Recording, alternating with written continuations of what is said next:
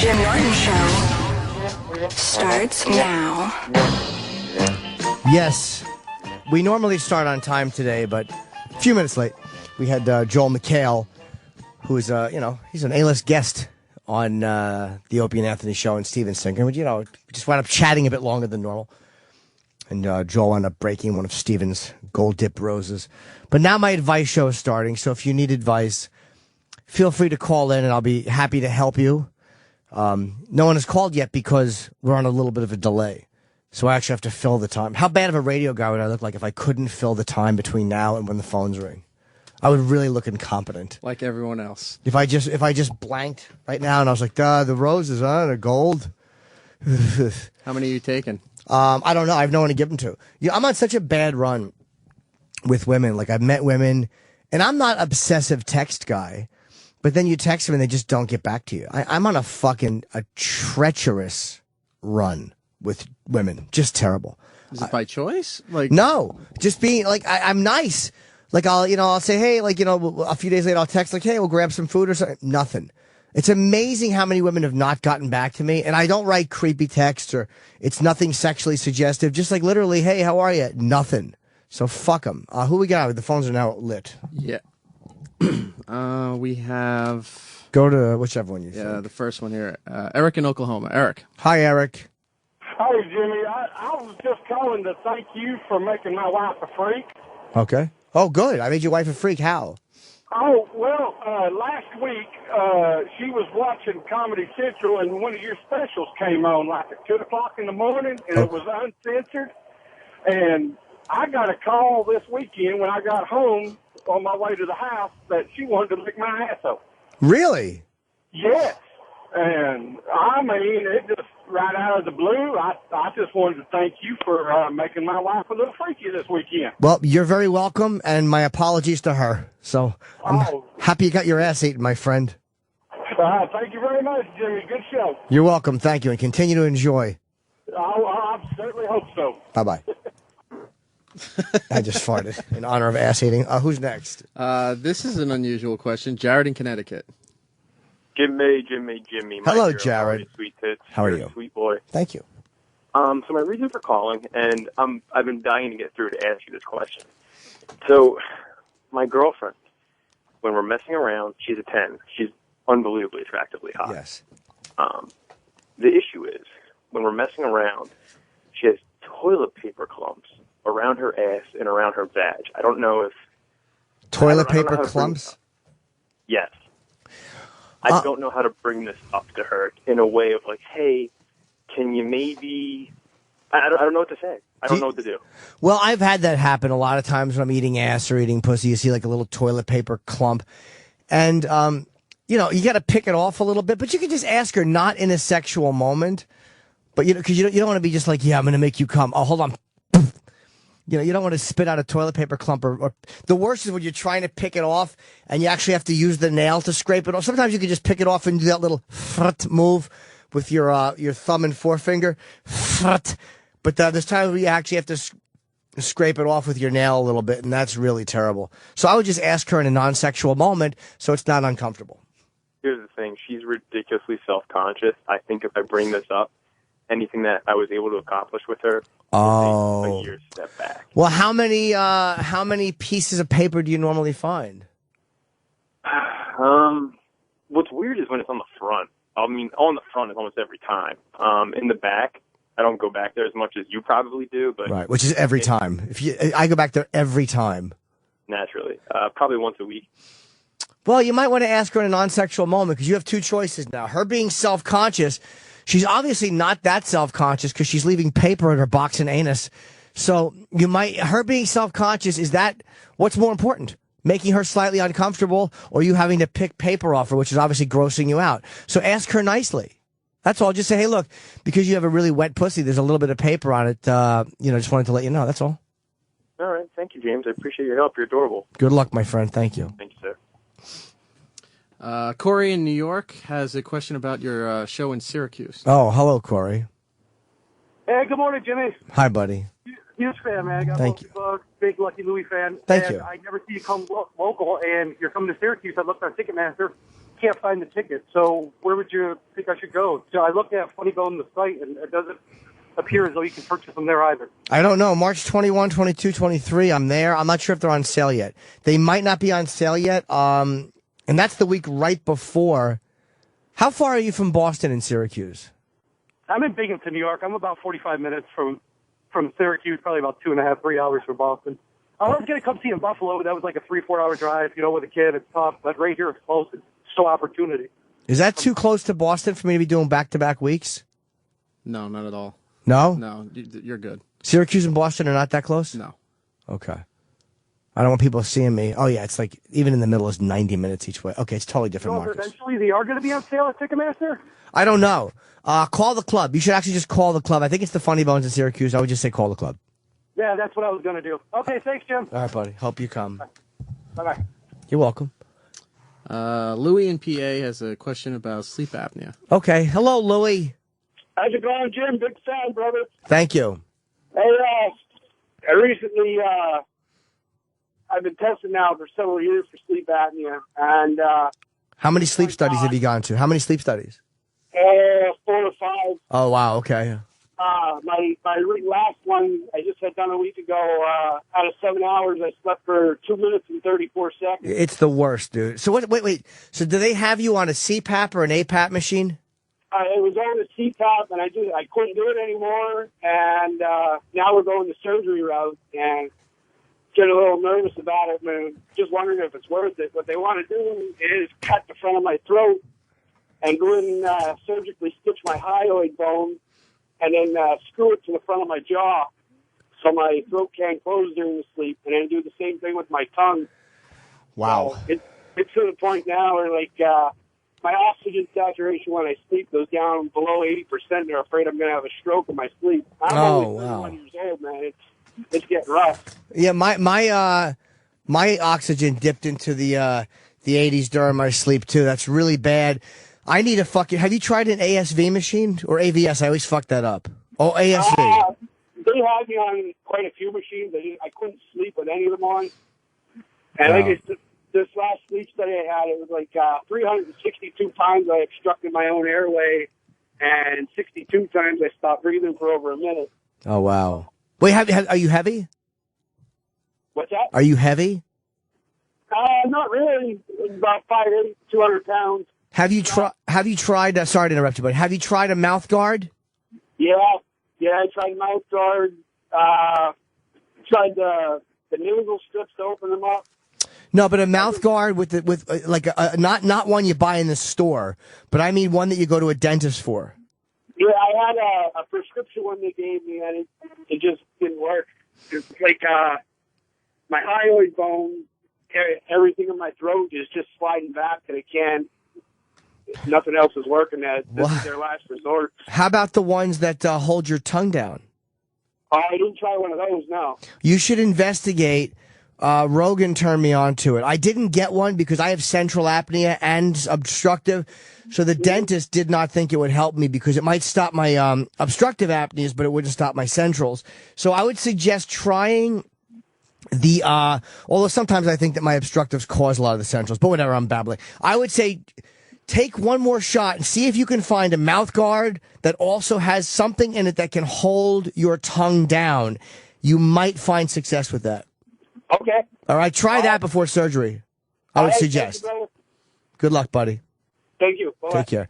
It really is torture not sleeping, and I apologize. I talk about it so much, but anyone who doesn't deal with it, you don't understand. It's fucking horrendous. And I know I need an ASV machine, and I'm so fucking frustrated with this situation. It's unbelievable. So if you're dealing with it, you're not alone. Who's next? If you don't have the machine, are you just using the mouthpiece right now? Yeah, I'm using the mouthpiece, and it does help. I can now I now sleep through the night, even though I'm constantly having hypopneas and apneas. I'm still waking up, I'm sure, but it's not as bad as it was when I do nothing. But it's not as good as it would be if I had the proper fucking machine because my central apneas are just, fucking me up. Who's next? This is Tony in Kentucky. Hi, Tony. Hey, Jimmy, love you. Thank you, buddy. Say, for the first time ever, I shaved my ball bag and my bush the other day. I went completely bald, and then this shit is fucking burning. Do you have any recommendations? Is there a lotion? What do I do? Well, did you use shaving cream or did you dry shave like Stallone in fucking First Blood? I use my beard trimmer first, and then like right above my pecker, you know where my fat is, my bush fat. I use shaving cream, but I'm getting red bumps, and it just fucking burns. Yeah, I haven't had that. I would just put lotion on it. I never used a trimmer because I don't have that much hair. I actually cut with scissors to get it down. I'm wondering if the beard trimmer, did you put the beard trimmer against your skin too? Yeah, I did. And actually, it snagged my sack a couple times, and I drew blood. It was not a good experience. Well, that's probably what the problem is. I would suggest cut the hair with the scissors so you're not putting anything on your skin. And then try a brand new, like, Mach 3 razor. Use a good one. And maybe you have to shave in a certain direction. Like, if I shave coming back up towards me, it's more likely to be uncomfortable. Or maybe your skin's too sensitive. It's your first time. I would give it a couple of times.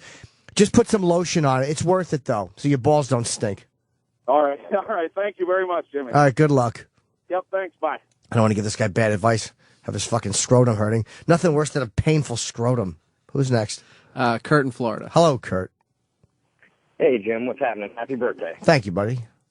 Hey, got a question for you. Sure. I've recently been diagnosed, I guess you could say, with the whole sexual addiction thing. What was your diagnosis? What official diagnosis did you get? Like you pulled your dick out in a peep booth from a hole in the wall, and you're like, I think the fucking verdict is in.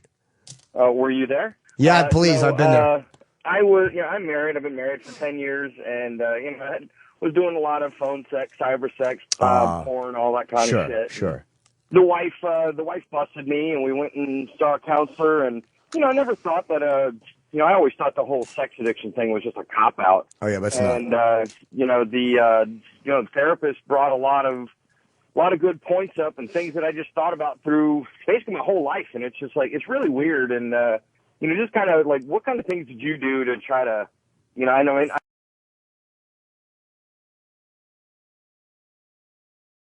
Battle it.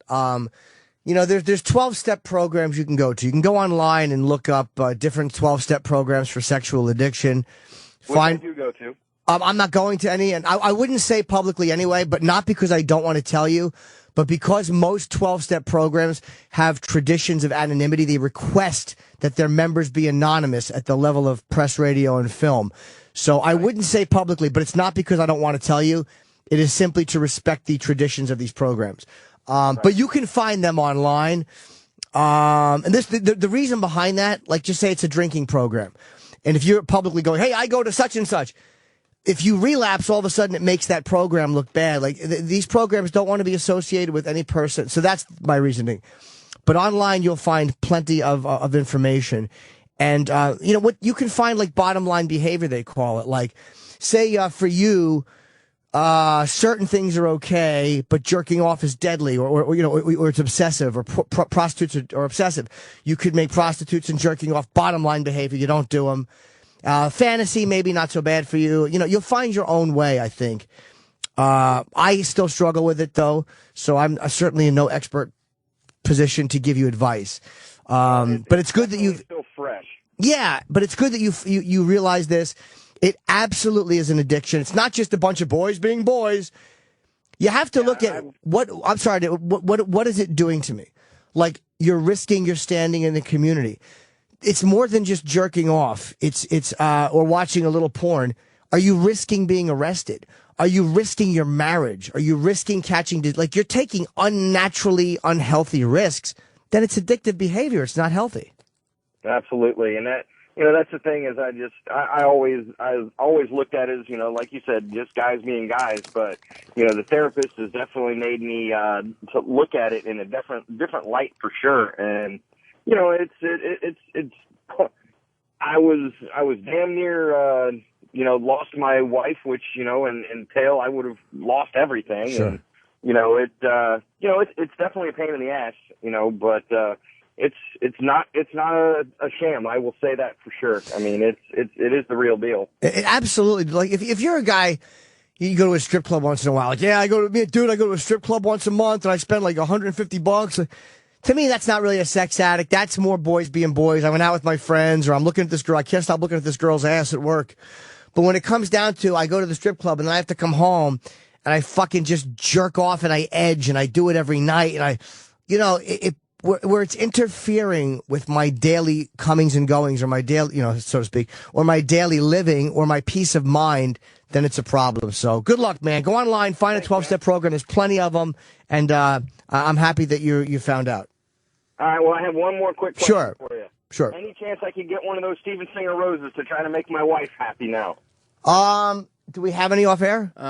We might. We'll get you one, buddy. Give your information to Sal, and we will get you a rose. Yes. You're the best, Jimmy, and I love your comedy, brother. Thank you very much, and give Sal your information. All right, thanks. Bye-bye, buddy. Put him on hold. Sal, that's Kurt in Florida. Going back to sleep apnea, Brian in PA has a question about mouthpieces. Oh, hi, Brian. What's going on, Jimmy? Hi. Question. I got sleep apnea, but the mask is a real pain in the ass. That sucks.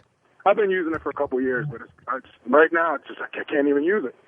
The mouthpiece, is that for like if you have an overbite, it like shifts your jaw or something like that? Well, what this does, they make a mold of your teeth in the dentist, and it pushes your jaw forward. So you have an underbite. So your bottom part of your jaw is sticking out a lot further. You look ridiculous. You look like you're talking like that. Because it pushes your jaw out from your neck, which opens your throat a little bit, which gives the air a little bit more room. Now, you could still have the problem of your tongue falling back into your throat, which is why I wear a chin strap like a complete dildo. But when the chin strap keeps my mouth closed.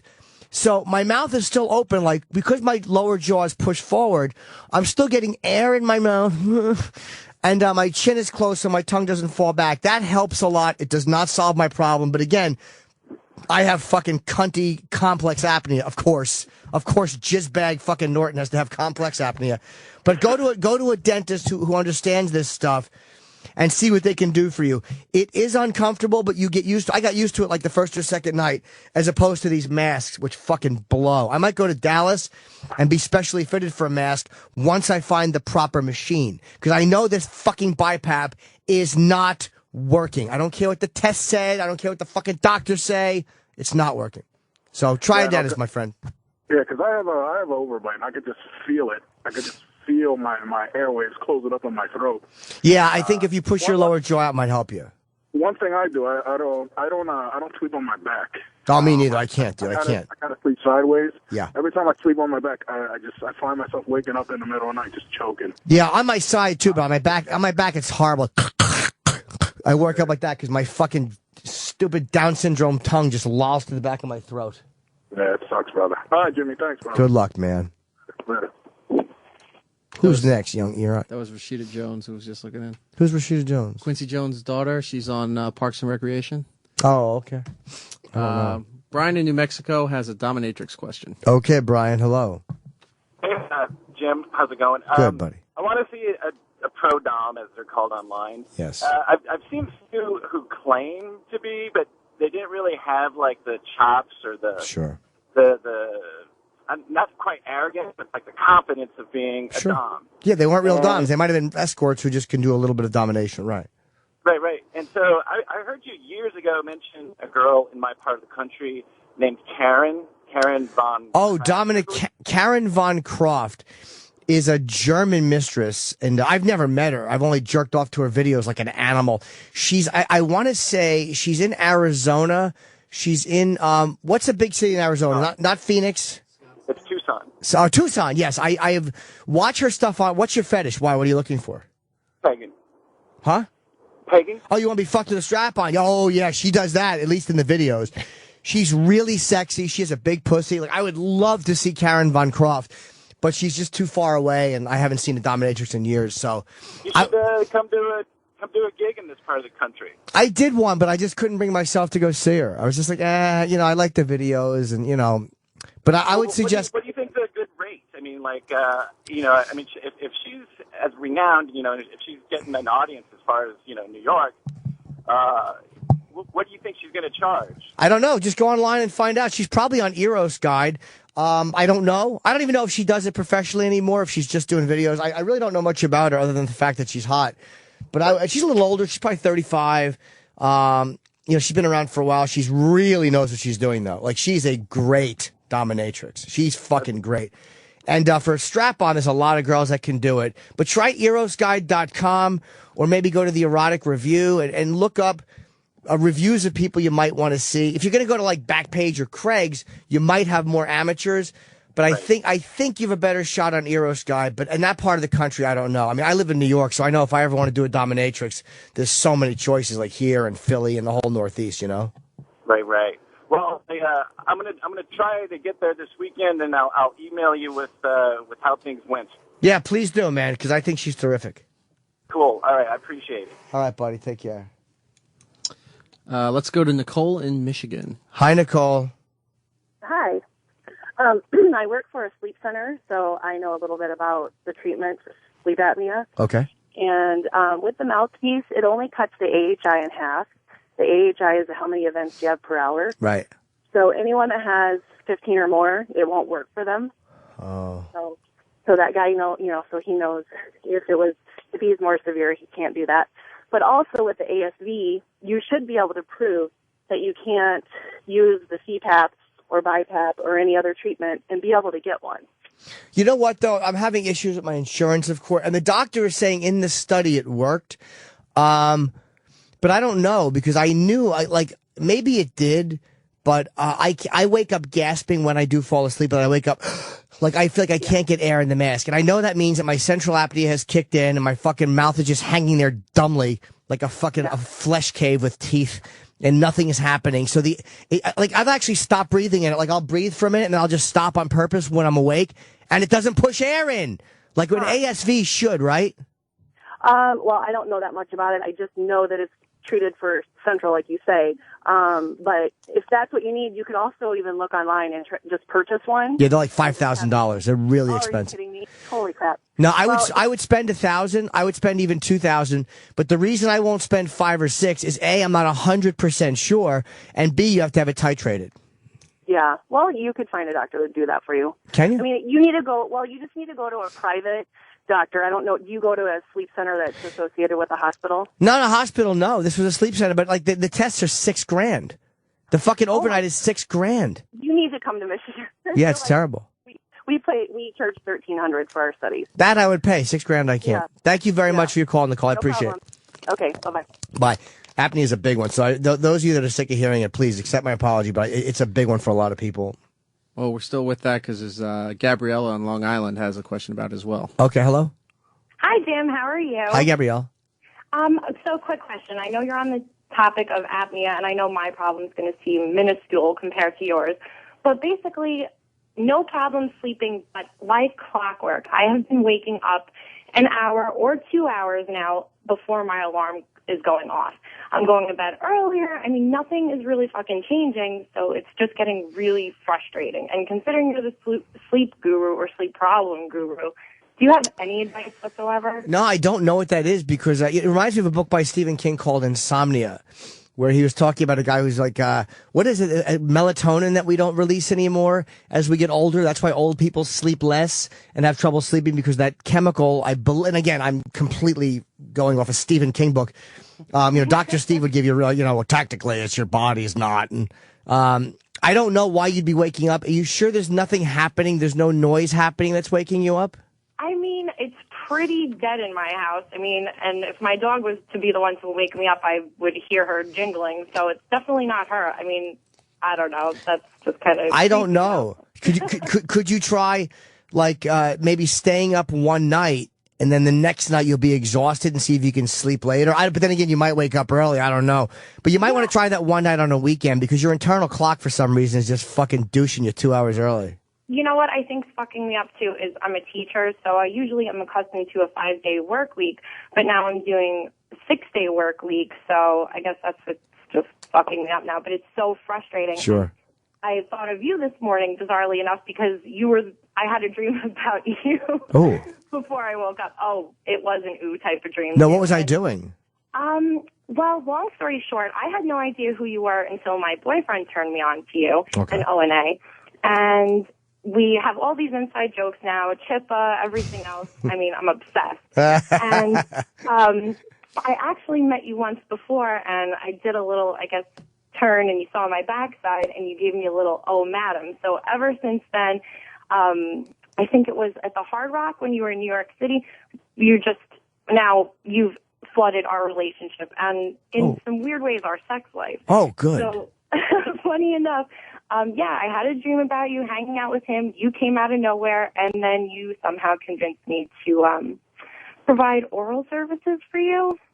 Wow, that's a great dream. Why wouldn't I go with that dream? Me and your boyfriend are palling around, and I trick you into blowing me? That's a great dream. This is the same dream I had about you. It wasn't a trick, and he didn't have to do much convincing. So. Well, thank you. Did you have a nice backside? Did I complimented your backside? It must be very nice. Well, I will say this. I'm coming to see you with him at the Borgata, so maybe you'll have an opportunity again. Yes, come up, introduce him. I'll apologize for getting head from you in the dream, and I will look at your hiney, and I'll give you a good, nice live, oh, madam. That sounds great to me. I'm going to hold you to it. All right, sweetheart. Thank you very much, and thank him, too. Thank you. Bye. All right, bye, Gabrielle. The problem with the sleep is it's just, here's the inside scoop. I mean, on Steven Singer and Steven Singer Jewelers, because speaking of sleeping, he was in today, and the man's a bore. So he helps you sleep. Look, I don't even want to do a live read. I'm just going to talk about Steven, because the guy's a genius when it comes to helping you find the right gift. I don't know what to get. It was Valentine's Day a couple years ago, right? So I went outside and I picked up a handful of dog duty and I handed it to my girl. I'm like, here! And she's like, that's not a good gift. I've messed up on gifts in the past. So this Valentine's Day, if I had a girl, it would be my chance to make it up to her. I wish I had a girl because, I don't know, Steven was talking about this perfect gift he's got for Valentine's Day. And I'm like, dude, I ain't spending more than $70, fucko. And he said, well, this one starts at $69. So he kind of, he undercut me. He knew what I was doing. And according to Steven, it was a real long stem rose. And I'm like, I want a short rose. He's like, I only have real long stem roses. I'm like, all right. And I'm like, I don't like 12 karat gold. He said, well, this is dipped in 24 karat pure gold. He fucking aced me at every turn. And I'm like, look, I don't want some hunk of shit that's going to die in 70 or 80 years. And he said, my friend, these last forever. He said, you're going to get credit for this gift for a lifetime. And I'm like, what if I dump this whore? And he goes, well, so what? She'll be fucking a new guy, still giving you credit for that rose. That's the beauty of giving one of these. Even if the girl, let's just say the girl you're with catches you cheating. Let's say she comes home and you're fucking the dog and she breaks up with you. She'll find the new guy in 10 years from now. She'll be looking at this long stem rose with her dumb fat feet in the air. And she'll go, ugh, the guy that fucked the dog gave me that. So she'll have to think of that while her new husband is fucking her and her dumb children are playing, hopefully eating poisonous things in the next room, because you never want to see a woman who leaves you have kids that live. So what are you waiting for, my friends? Order yours today. Steven Singer sells out of roses every year. In fact, some colors are already gone. He has one called a scrotal pale, which sold out immediately. Unfortunately, that's a really hot one. It's got it's kind of a ball bag cover. It's got like a shadowing to mimic 2-day pubes. Steven still has a few of his most popular premium colors left, but not for long. Limited quantities are available, so reserve yours today. You have nothing else to do.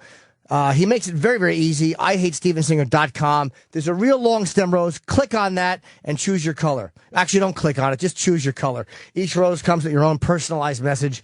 And so whatever you want to say. Hey, nice clito. That's a good one. Nice clito. This guy, you can trust. We really genuinely do like Steven. I mean, we fuck with him, but we do love this guy. You can go to Philadelphia and visit him. If you don't trust the online thing, if you're one of these paranoid doomsday prepper idiots, just go to the other corner of 8th and Walnut or call 1-888-I-HATE-STEVEN-SINGER. Or if you do trust computers like everyone else on the planet, go to IHateStevenSinger.com. But I don't feel like doing a read today, so I just wanted to talk about him naturally. Who's next, E-Rock? Well, tying into the dog fucking, Bob in Texas has an animal porn question. Okay, hello, Bob in Texas.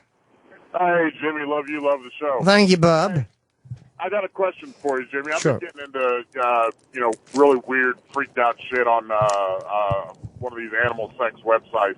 And in just general conversation, my girl, was kind of hinted to it in the past that maybe, possibly, she may have done something. How do I sit there and get her to fuck a dog for me?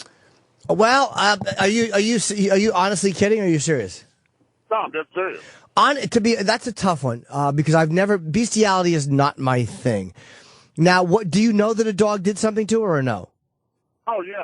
She was talking about she was drunk at a party and somebody else had brought it up. And, there may have been some tongue to clit action going on. See, now, I've had girls tell me that, believe it or not. And I had one girl tell me she got turned on by a certain animal fuck video. And I had one woman one time confess that she fucked a dog. And animal porn is not my thing. It's never been my thing. I don't think it's mean if a dog fucks you. I don't mean I like to see, I don't think a guy should fuck a small hen. An angrily donkey punching a hen. I think you have major emotional problems. That's so wrong. But, if a woman wants to lay there and fucking, do her taxes while a dog sticks his dick in her, fucking shoots up her fucking stupid hips, that's her business. I don't know what the answer to that is because it's such a bizarre thing. It turned me on that these women were so devious. The aspect of that turned me on, whereas thinking about animal porn or seeing animal porn would not. How do you get a girl to do that? I don't know, and you better be aware, or you better be ready to actually never be able to unsee that. Like they say, when you see something, you can't unsee it. So why don't you do something, watch animal porn while you fuck her maybe, or do things like go down on her while she's watching a dog eat pussy in a movie. Try to bridge the real activity from the fetish and see if you get weirded out along the way. Like, don't just bring home a fucking, drug dealer's pit bull and let it bite her pussy out. I would very slowly bridge that one. And you might want to keep that one just as fantasy. Sometimes things, dude, are better left as fantasy because it happens and it may not turn you on as much as you think. So be very, very sure that you're both ready for that.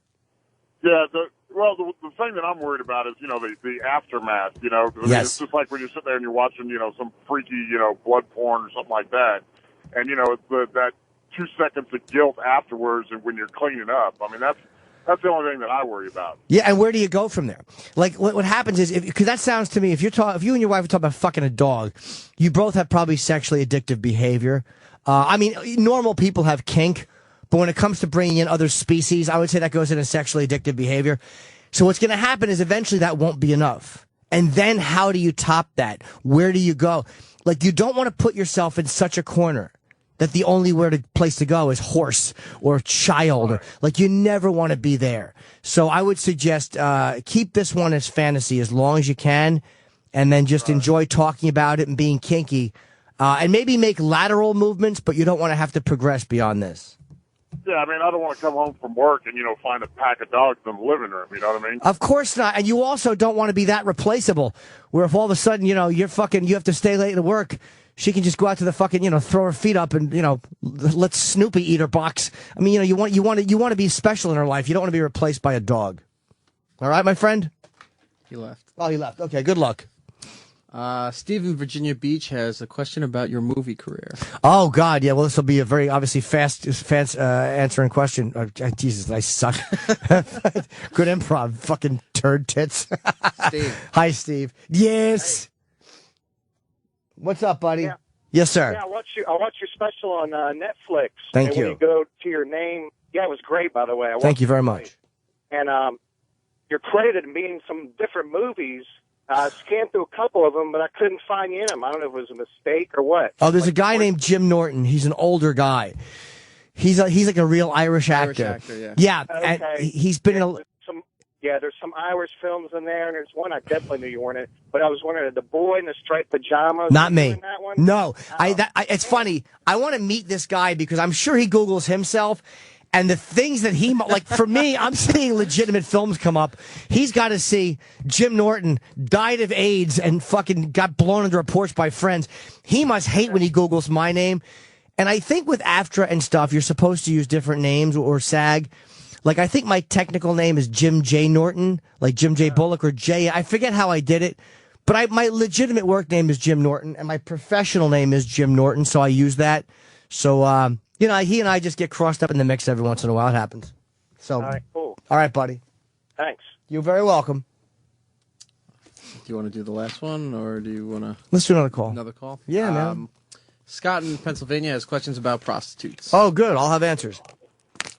Scott. What's up, Scott? Jimmy. Hi, buddy. Hey, I kind of got the same issue as you. I'm like addicted to prostitutes, Sure. and I don't know how the hell to get away from it. Well, the same thing like any other addiction. If you really want to get away from it, because you know that you're not doing it because you're horny, you're doing it because you're lonely or because you want love, try therapy or a 12-step program. To me, those are the best ways, because the prostitution it's like the drinking for an alcoholic. It's not just the hookers. There's underlying stuff which is causing that. Like the hooker is the symptom, but the real problem is underneath that. So if you just kind of cold turkey and don't go to hookers, you're probably going to replace it with something else unhealthy. So I would suggest going to a 12-step or therapy and getting to the root of what's underneath that stuff. And like maybe you feel that's all you deserve, or maybe you have a trouble connecting emotionally, or maybe you have a trouble with intimacy. So like those are the things you should fix. And again, I know that I'm pot calling the kettle black because I have a hard time too. So I'm not coming off better than you or holier than thou. I get how hard it is, but I do know what to do, and that's what you should do. Yeah, that's kind of what I'm trying to do, but I don't know. I almost like just, having somebody come over, do your duty, and get the fuck out, Yeah, I know. Believe me, I understand the fun of prostitution. I understand the upswing and the good part of it, but I'm only saying it's obviously bothering you and you're trying to stop. So the way to stop, like I know that I'm continuing to behave like with porn and stuff in an addictive way, but I make that dumb choice a lot. But at least I know I'm making a dumb choice. I would suggest try the meetings, because then it really wrecks a lot of your sexual acting out. Because a lot of times I jerk off. I'm like, I should be at a meeting, or I should be talking to somebody, or I should be picking up the phone. And, you start to think like, fuck, I should be doing this better and healthier. Yeah. All right? All right. Thanks, Jimmy. Good luck, buddy. Because one of the problems, you have this really weird thing with prostitutes, and it's like, it's not necessarily sexy. I mean, the secret to a sexy Valentine's Day, which is coming up, is, it's all in the gift. And what's a sexier gift than the gift of fresh, delicious berries? Women love stuff like that, especially if they're covered in chocolatey goodness. There's no better gift this Valentine's Day. You send your loved one giant, freshly dipped strawberries from Shari's Berries. They start at $19.99. So I don't have the money excuse, which we all use. Like a lot of times, if your girlfriend's sick, she's like, I have to go to the hospital and get medicine. You're like, I don't have the money. So you just let her stay sick. But $19.99, you do have that, so you can make up all your philandering and hooker getting with a great, delicious, chocolatey gift. You double the berries for just $10 more. That's a 40% savings, over 40% savings. The berries are juicy, they're enormous, and they come dipped in white milk or dark chocolatey goodness. They're topped with chocolate chips. What's that? Decorative swizzle or nuts. So you have choices.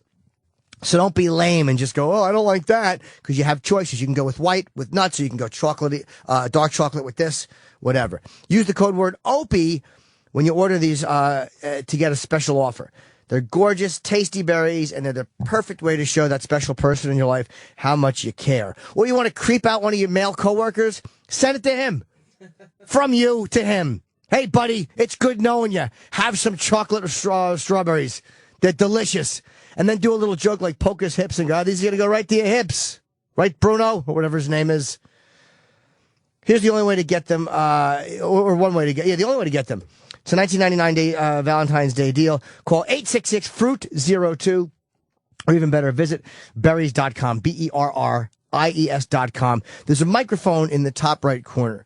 You just type in Opie, and then you go to berries.com. Why do they have this twice? It's like, Jimmy, get the papers from Goodfellas. We got to go to berries.com. Go to berries.com. And he fixes his tie from Goodfellas. You got to hurry, my friends. This offer ends Friday. I butchered this read, but the point is this. I've eaten Shari's berries. They are honestly phenomenal. So you get to pick and choose the one you want. And we have time for another call? We're out of time. We're out of time. Out of time. 10:50. I can't help anyone else. No, not today. What a sin. All right, guys. February 17th, there's one more late show. The Late Show at the Borgata still has tickets. Early show sold out with me, Artie, Amy, and Dave. Thank you very much. Ron and Fez up next.